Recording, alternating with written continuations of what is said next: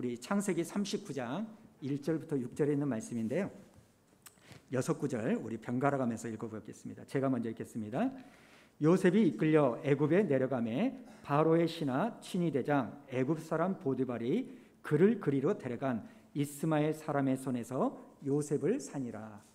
여호와께서 모세과 함께 하심으로 그가 형통한 자가 되어 그의 주인 애굽 사람의 집에 있으니 그의 주인이 여호와께서 그와 함께 하심을 보며 또 여호와께서 그의 범사에 형통하게 하심을 보았더라.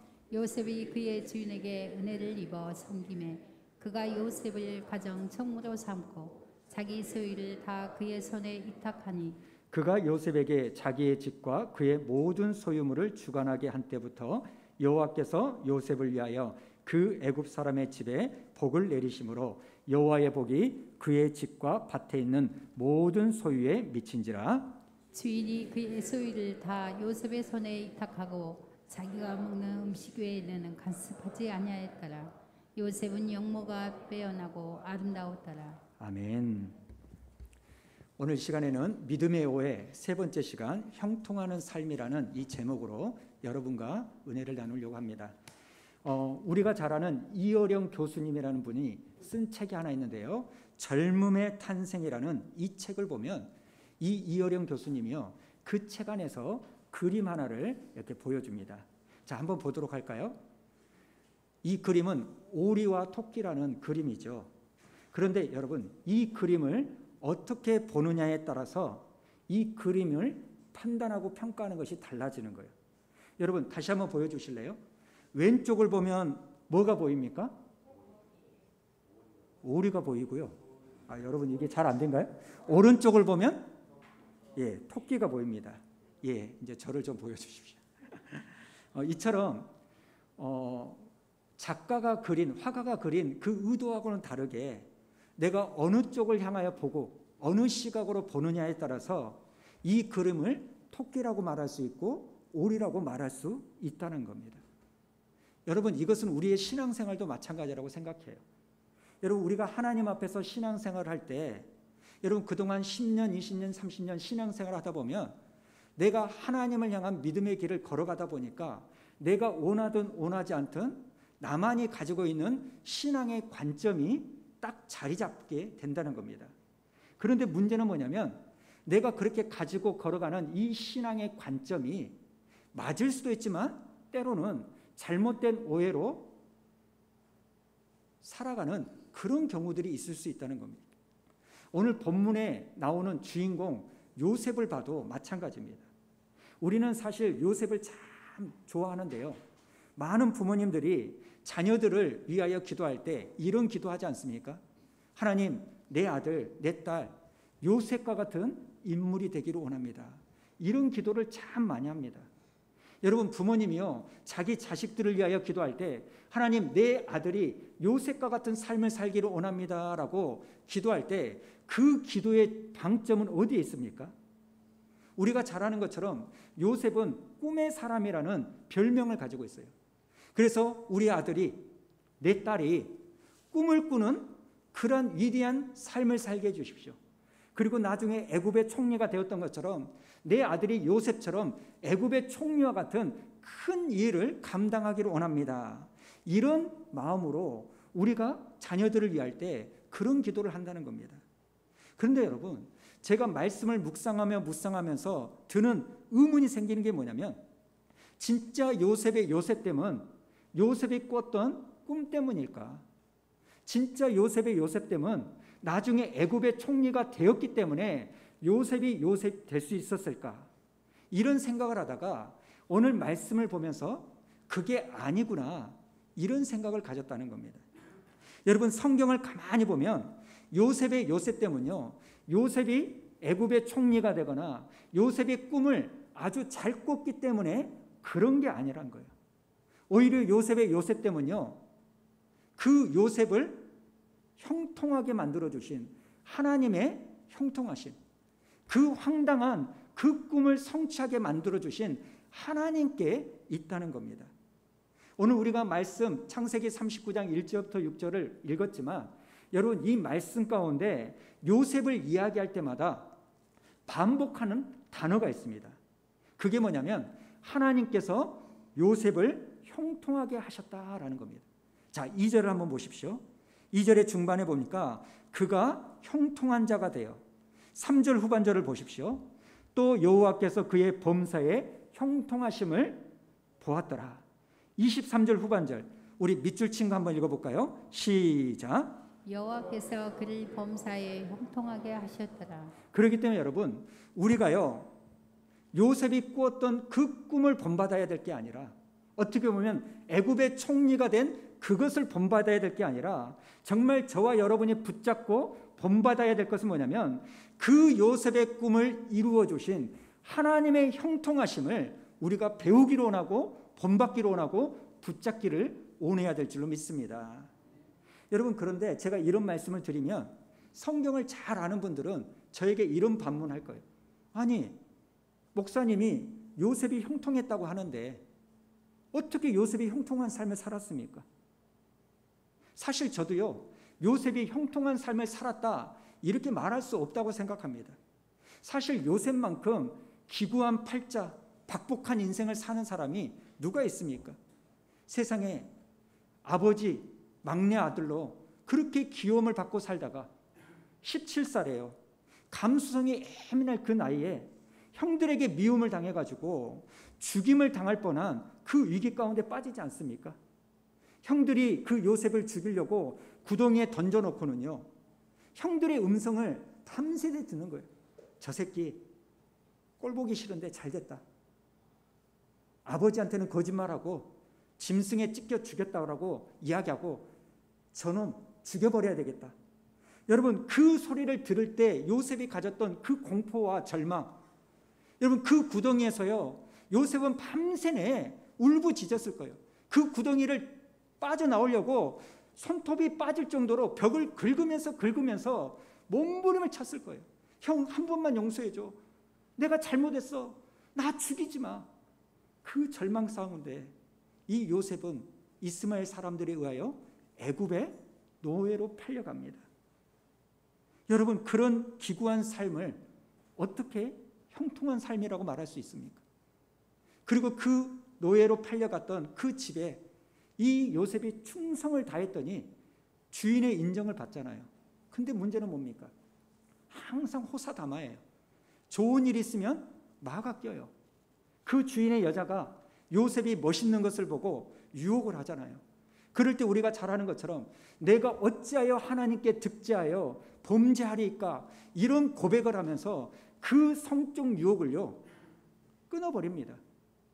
여러분, 인간적으로요 한 번 눈 딱 감고 자기 집 주인의 아내와 관계를 맺으면 이제 그 여자가 자기의 스폰서가 돼요.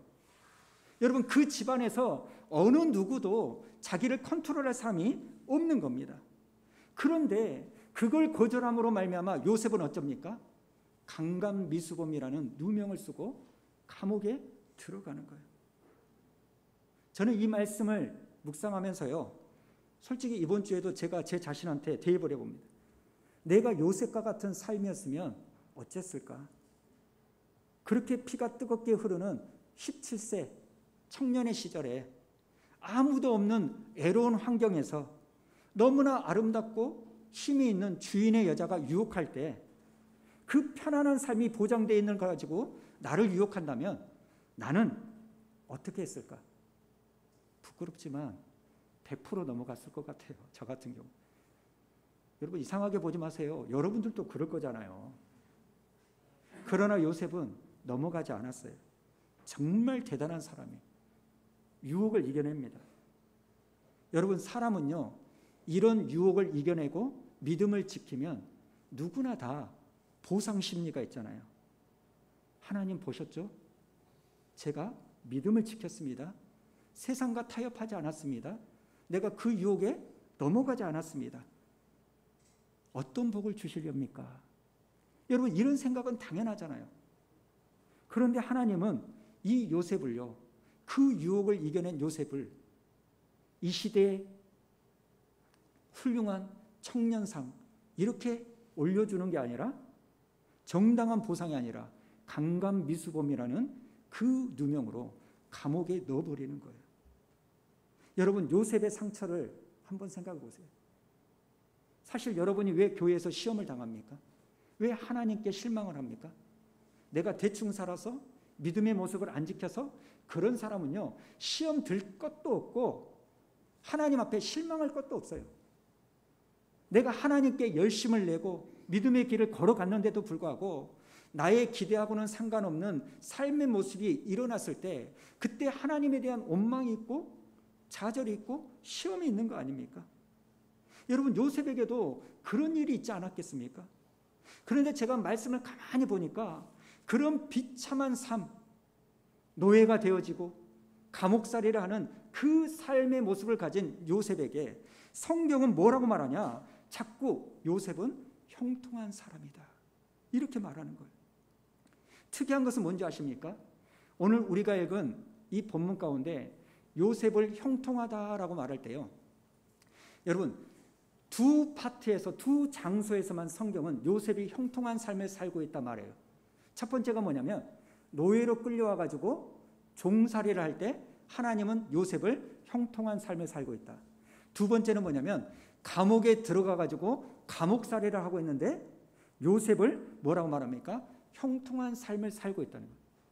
우리 생각에는요, 나중에 애굽의 총리가 되었을 때 하나님이 요셉이 형통했다 말할 것 같은데, 총리가 되었을 때는요, 성경이 요셉이 형통한 삶을 살았다 이렇게 말하지 않습니다. 여러분, 제가 이걸 발견하면서 드는 생각이 뭐냐면, 우리가 지금까지 쫓고 있던 그 형통이라는 생각과 하나님이 말씀하시는 형통의 모습은 다르지 않나, 이것이 드는 겁니다. 오늘 우리가 추구하고 있는 성공, 형통과 하나님이 말씀하시는 형통은 괴리감이 있구나, 이걸 깨닫는 거예요. 그래서 저는 오늘 믿음 생활 가운데 우리가 오해하고 있는 것 중에 하나, 형통하는 삶이 무엇인지를 오늘 말씀 가운데 살펴보기로 원하는데요. 여러분, 하나님이 말씀하시는 형통이 뭐냐? 이겁니다. 하나님이 나와 함께 하심을 경험하는 삶을 성경은 형통한 삶이라고 말한다는 거예요. 여러분, 오늘 본문 말씀을 가만히 보면요, 형통을 묘사하는 단어 전후를 한번 보십시오. 2절을 한번 볼까요? 2절에 보면 그가 형통한 자가 되어라는 이런 말씀이 나오는데, 그 앞에 어떤 단서가 붙습니까? 여호와께서 요셉과 어쩐다고요? 함께 하심으로. 3절에도 보십시오. 또 여호와께서 그의 범사에 형통하게 하심을 보았더라. 이 앞에 무슨 단서가 붙습니까? 그의 주인이 여호와께서 그와 함께 하심을 보며. 여러분, 23절도 똑같은 내용이 나옵니다. 여호와께서 그를 범사에 형통하게 하셨더라. 이 앞에 뭐가 나와요? 자, 빨간색만 읽어볼까요? 시작. 이는 여호와께서 요셉과 함께 하심이라. 여러분, 이 말씀을 통해서 우리가 알 수 있는 게 뭡니까? 우리가 생각하는 형통은요, 편안한 삶이에요. 내가 생각하는 형통은요, 잘 되는, 고생이 없는 삶이에요. 공부를 못하는 놈이 서류를 넣었더니 합격을 하고 사업이 잘 되고 좋은 차, 좋은 아파트, 이렇게 사는 것을 형통이라고 말하지만, 물론 그것도 하나님이 허락하신 형통입니다. 왜냐하면 하나님이 재물 얻을 능을 주셔야 우리가 재물을 얻을 수 있다고 성경은 말합니다. 그러나 오늘 말씀해 보니까 하나님의 기준은 그것만이 다가 아니라는 거예요. 여러분, 하나님이 생각하시는 형통은요, 하나님이 의도적으로 집어넣으신 그곳에서 내가 어떠한 형편과 처지에 놓여 있든지, 그 종살이, 감옥살이 하는 그 어려운 그 환경에서 하나님이 나와 함께 하심을 믿고 하나님과 관계를 맺고 사는 삶을 성경은 형통이라고 말한다는 겁니다. 여러분, 한번 생각해 보십시오. 요셉이 지금 애굽의 종으로 팔려간 거, 감옥에 들어간 거, 요셉이 자발적으로 들어간 겁니까? 아니에요. 하나님이 거기에 심은 거예요. 하나님이 의도적으로 그곳에 집어넣은 겁니다. 여러분, 어느 누가 자발적으로 종이 되고 자발적으로 감옥에 들어갑니까? 하나님이 집어넣지 않으면 갈 수 없는 거예요. 그런데 이 요셉은요, 하나님이 의도적으로 심고 집어넣은 그곳에서 날마다 괴로워하며 내가 어떻게 하면 이곳을 빠져나갈까 이런 생각을 하기 전에 하나님이 집어넣은 그 장소에서 하나님과 함께하는, 하나님과 관계 맺는, 하나님이 나와 일하시는 그것을 바라보는 삶을 살려고 하는 태도를 가졌다는 겁니다. 제가 지난 금요일에도 좀 비슷한 이야기를 드렸습니다만, 여러분, 요셉이요, 만약에 자기가 선택해서 애굽에 갔다면 요셉은요 어떻게 해서든지 애굽의 종살이에서, 감옥살이에서 벗어나려고 몸부림을 쳤을 거예요. 그러나 하나님이 심으신 곳이 종살이고 하나님이 심으신 곳이 감옥살이였기 때문에 거기를 떠나려고 몸부림치기 이전에 그런 환경을 허락하신 하나님을 바라보고 그곳에서도 나와 함께 하시는 하나님과 관계를 맺으려고 하는 삶의 태도를 가진 겁니다. 그게 하나님은 형통한 삶을 살고 있다, 이렇게 말씀하시는 거예요. 이 자리에 앉아있는 저와 여러분도 마찬가지 아닙니까? 여러분이 수원 우리 교회 앉아 계신 것이요, 내가 선택한 거라면 여러분, 이 교회에서의 생활이 내 생각과 달라질 때 종살이처럼, 감옥살이처럼 어려움이 찾아오면 여러분은 바로 떠날 거예요. 당연하죠. 왜 그럽니까? 내가 선택했으니까. 내가 이곳을 선택했으니까 내가 원하는 대로 되지 않으면 바로 떠날 거예요. 그러나 내가 이 교회를 선택한 게 아니라 저와 여러분을 요셉처럼 하나님이 이곳에 심으셨다라는 것을 믿고 살아간다면 여러분, 우리도 요셉처럼 여기에서도 그런 종살이와 감옥살이가 있음에도 불구하고 하나님이 나와 함께 하심을 경험하는 그 장소로 이 수원 우리 교회를 삼고 하나님이 심으신 이곳을 우리가 지켜야 될 줄로 믿습니다. 그 기간이 지나면 하나님의 시간표대로 하나님이 일하시는 거예요. 여러분, 오늘 이 시대는요, 내적인 것보다 겉으로 보여주는 이것을 굉장하게 중요하게 여기는 시대입니다. 병원을 한번 가보십시오. 요즘은요, 병원도 의술이 중요하기도 하지만 그것 못지않게 중요한 게 뭐예요? 인테리어예요. 전대병원이나 이런 데 병원 가보면요, 알코올 냄새가 안 납니다. 카페가 있고 화려하고 인테리어가요 휘황찬란합니다. 여러분, 사람들은요 눈에 보이는 것을 굉장히 중요하게 여깁니다. 그러다 보니까 우리가 이런 시대를 살고 있다 보니까요, 우리 속에 보여지는 것만 치중하다 보니까 내 안에 하나님과 함께하는 이 내적 은혜에 대해서 무시하고 등한히 여길 때가 참 많아요. 특별히 저 같은 목사나 우리 교회 중직자들 봉사하신다는 분들, 겉에 드러나는 이 일에 집중하다 보면 내 내적인 그 삶의 중심이 허해가지고요 무너질 때가 많이 있습니다. 여러분, 제가 부목사일 때는 모르지만 담임 목사가 되다 보니까요, 그 어느 때보다 제 안에 저급한 욕구가 있다는 것을 부인할 길이 없어요. 사실 저는 하나님의 영광을 위하여 목회하는 게 사실입니다. 내가 하나님의 영광을 위하여 목숨까지도 바치겠다, 이거 정말 사실입니다. 그러나 또 한편으로 나에게 이해할 수 없는 저급한 욕구가 있는 거예요. 뭔지 아십니까? 이 코로나 시기에 그래도 우리 교회, 나 목회, 성공한 목사라는 이 생각을 가지고 싶은 마음이 순간순간 떠올라요. 오늘 이번 한 주 동안 말씀을 묵상하면서 그럼에도 불구하고 나는 다른 목사들보다 더 뛰어난 목사다라는 이 말씀을 생각이 떠오르면서 제가 너무나 많은 부끄러움을 느낍니다. 사실 개인적으로 이번 10월 달에는 좀 부담스러운 일정을 갖습니다. 지난 9월 달에 복귀해서 2주 동안 기도원을 갔다 올 수 있도록 운영위원회가 허락해 주셔서 주진행에 다녀왔고, 이번 10월 달에는 새벽 기도를 내일부터 시작하는데 한 달 정도 제가 교회에서 철야를 할 거예요. 뭐 그 철야를 한다고 해서 잠을 안 자고 날 새면서 기도한다, 이건 아니고 한 9시쯤에 교회를 와서 제가 기도도 하고 성경도 읽고 책도 보면서 한 달의 시간을 가질 거예요. 많은 우려가 있습니다. 제 체력이 될지 어쩔지.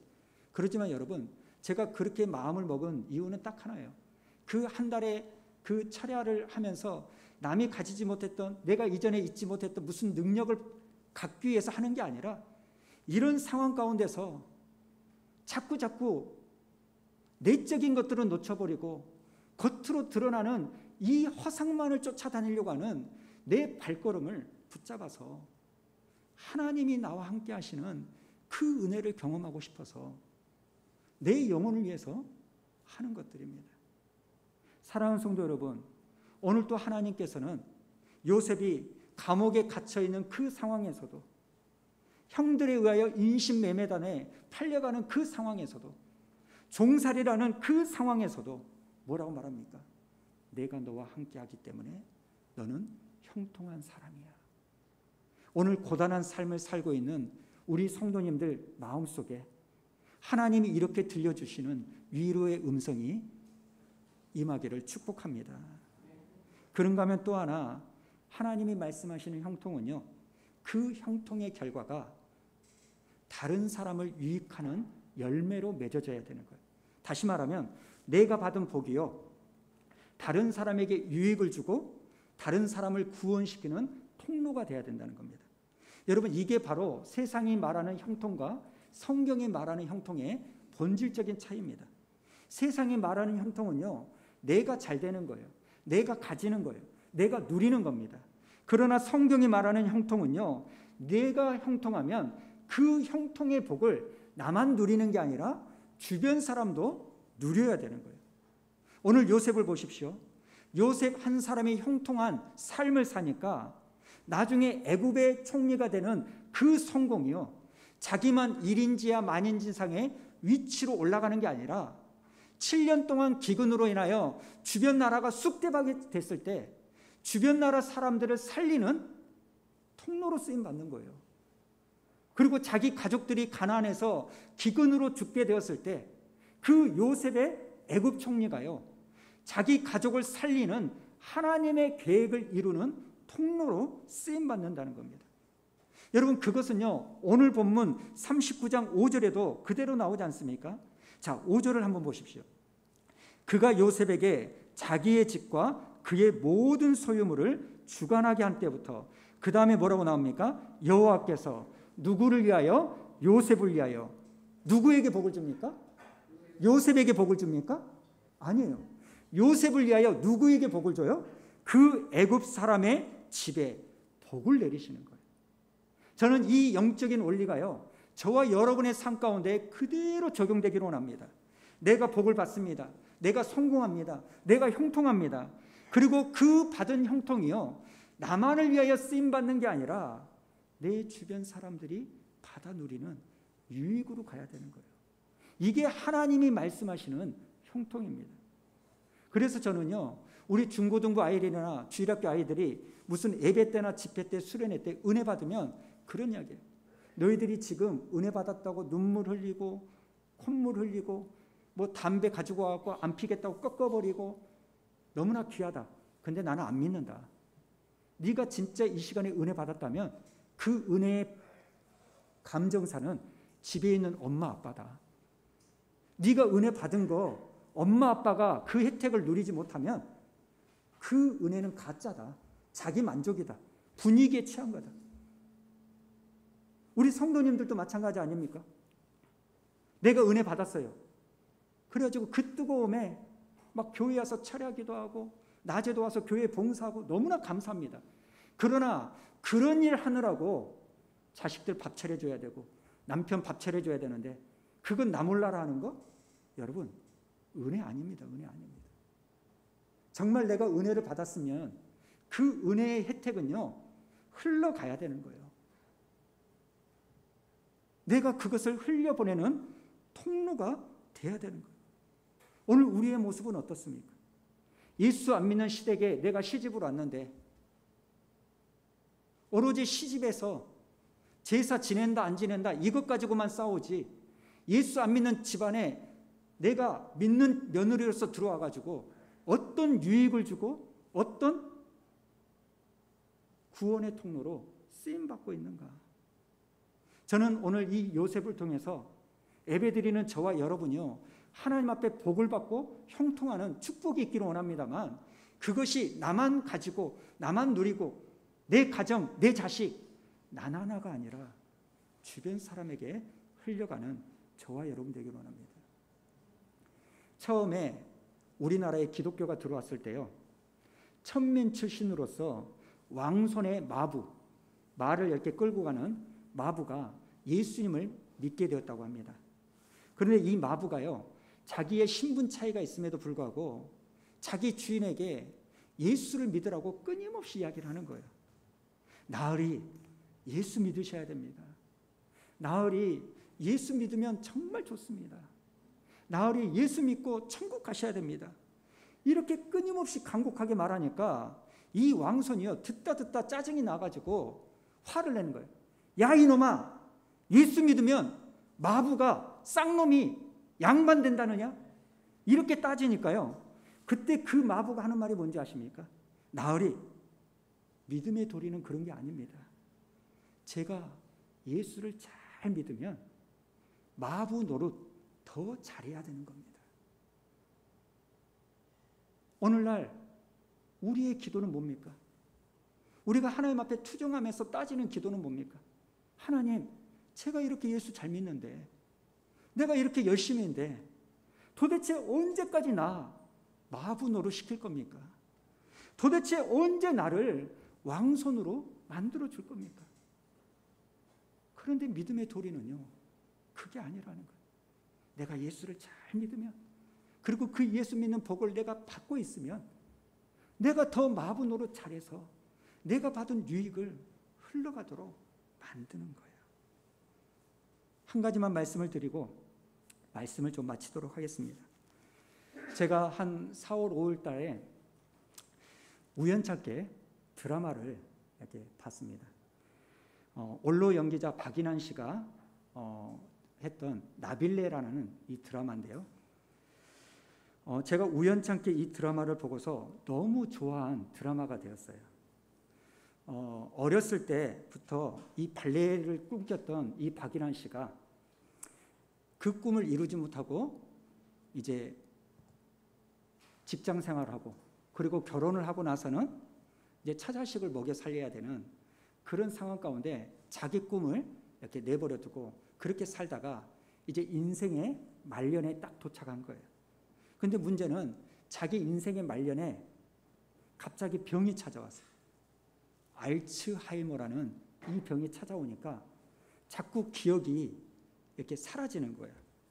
그래서 이 박인환 씨가 더 늦기 전에 자기가 어렸을 때 꿈이었던 이 발레를 한번 배워보고 해보고 싶어서 이 발레를 배우는 그 과정이 기록되어 있는 드라마입니다. 근데 안 봐도 비디오죠. 발레를 한다고 하니까 온 집안이 난리가 나죠. 아버지, 당신 나이에 무슨 발레냐? 그리고 발레 한다고 쫄쫄이 입고 나는데 무슨 그 쪽팔림이냐? 자식들 얼굴에 무슨 먹칠을 하려고 그냥 센터 가가지고 뭔만 하고 등산 가고 어머니하고 같이 잘 보내라. 뭐 하려고 그렇게 하느냐? 수없이 반대. 그리고 실제로 한다 할지라도요, 그 늙은 나이에 뻣뻣한 뼈마디가 굳어가지고 이게 팔이 되고 다리가 찢어지고 스트레칭이 됩니까?